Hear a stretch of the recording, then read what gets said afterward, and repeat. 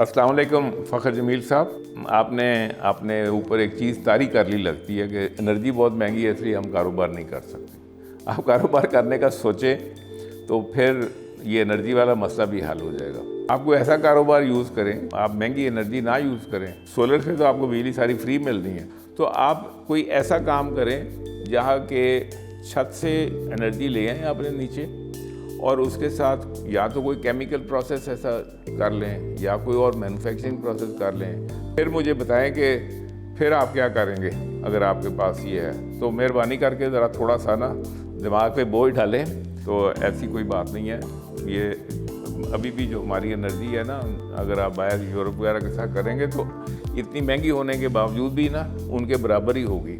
तो वहाँ भी तो लोग ज़िंदा रह रहे हैं ना, तो इसलिए ये अपने दिमाग पे ना तारी करें, कुछ करके देखें फिर इसको। बहुत शुक्रिया, अल्लाह हाफ़िज़।